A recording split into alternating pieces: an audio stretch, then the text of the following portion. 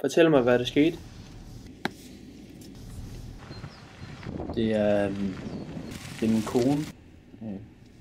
Hun er ikke den samme mere. Hun har ikke været den samme længe. I starten var jeg overbevist om, at hendes humørsvingninger nok bare var sådan en kort periode. Vi prøvede at tale om det. Jeg opfordrede hende til at søge hjælp. Da det ikke virkede, så tror jeg måske, det var min skyld. Det blev værre og værre, og vi gled langsomt væk fra hinanden og mistede ligesom kontakt. Jeg troede, hun så en anden, og jeg tilbragte mange søvnløse nætter alene derhjemme.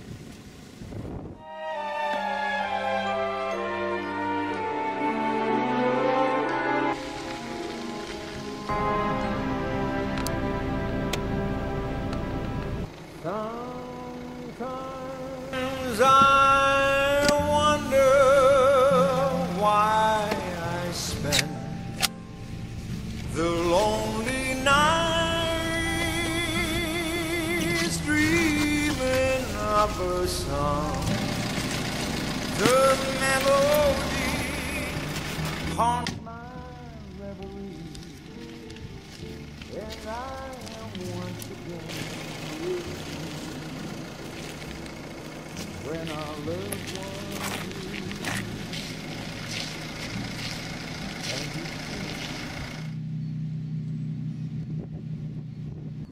Det var svært at håndtere, men tanken om, at det ikke var min skyld, har stille og roligt bragt balance tilbage i min hverdag, selvom jeg selvfølgelig savner min kone. Jeg har skaffet det vildeste til dig, mand. Det er ordentlig syg kvalitet. Bare fucking godt. Når jeg tænker tilbage på det, så er jeg ked af, at jeg nogensinde har tænkt sådan om hende.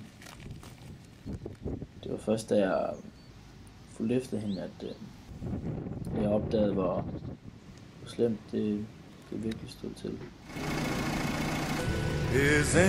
Kom med det, mand. Kom så op.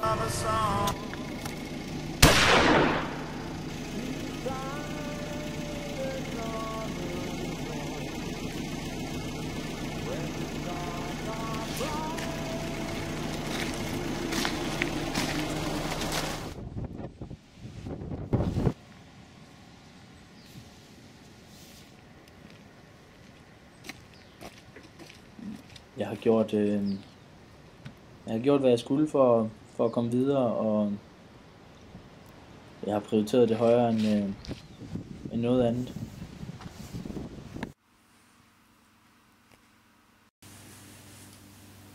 Ja, jeg kan godt se, at det har påvirket dig meget, og det lyder som en meget tragisk historie. Jeg ser ikke nogen grund til, at du ikke kan vende tilbage til dit normale arbejde. Du lyder som en mand, der er kommet videre og har fundet forløsninger og er klar til at starte på ny. Tak for det.